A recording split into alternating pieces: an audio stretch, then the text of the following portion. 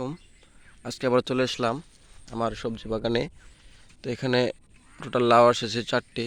তো সেই দিন থেকে গিয়েছিলাম যে লাউ গাছ মানে বাড়তেছে, বড় হচ্ছে, সেটার ভিডিও। তো আজকে দেখানোর চেষ্টা করলাম যে লাউ এসেছে। আসলে লাউ সকলেরই পছন্দ, বিশেষ করে হযরত মহানবী সাল্লাল্লাহু আলাইহি ওয়াসাল্লামের লাউ খুব প্রিয় খাবার ছিল। সেই সুবাদে সবাই লাউ পছন্দ করে।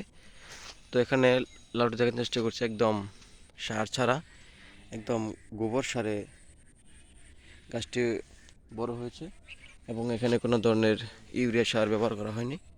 তো আজকে আবার আসলাম যে এখানে একটি প্লট করতে। এখানে নতুনভাবে ধনিয়ার বীজ, এগুলা বোনা হবে, ধনিয়ার বীজ, তারপর মরিচি চারা, এগুলো তৈরি করা হবে। ওইখানে আরও লাগিয়েছে লাউ গাছ, ওইগুলা বড় হচ্ছে আবার দ্বিতীয় ধাপের জন্য। এখানে আবার করেছে। তো এই জায়গাটা হচ্ছে খালি পড়েছে, যে এবার গোবর আছে এখানে, এই যে গোবর, ওই যে গোবর, এই যে গোবর, গোবর দিয়ে আসলে মূলত চাষ করার যে সিস্টেমটা, এটা আমাদের দাদার কাছে শেখা। আসলে মানুষের সারের উপর নির্ভরশীল। সার দিয়ে তো সব কিছু হয় না, মানে স্বাদ নষ্ট। সার দিলে মূলত ফসলের যে খাবারের যে স্বাদটা, এটা নষ্ট হয়ে যায়। আমরা চেষ্টা করতেছি মানে জৈব সার প্রয়োগ করে। এখানে গোবর ব্যবহার করছি, হাঁস মুরগির বিষটা ব্যবহার করা হয়।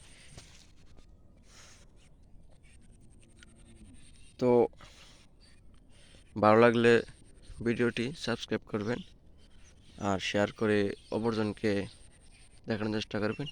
আর মূলত হচ্ছে কি, কৃষিকাজটি সকলেরই পছন্দের। সকলে কি জানি না, কিন্তু আমার পছন্দের কৃষিকাজ। তো কৃষিকাজ করলে আমার মনটা ফ্রেশ থাকে, ভালো লাগে। আর ছোটো থেকে কৃষিকাজ দেখতেছি, টুকটাক করতে ভালো লাগে, তাই মাঠে চলে আসলাম।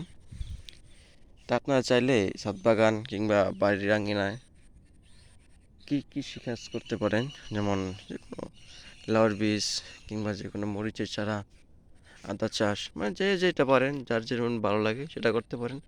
তো এতে করে আপনার ভালো সময় কাটবে এবং ভালো লাগবে। আর একটা কথা হচ্ছে যে নিজের খাবারটা নিজে উৎপাদন করা, এর চেয়ে ভালো কিছু আর নাই। তাই আপনারা চেষ্টা করবেন যে নিজের খাবার নিজের উৎপাদন করার জন্য। এখানে ধান গাছ লাগানো হয়েছে, ধান কাটার প্রায় সময় হয়ে যাবে। আর 1 মাসের মাঝে এটা খালি হয়ে যাবে, মানে এখানে পরে আবার পরবর্তীতে আবার কৃষিকাজের জন্য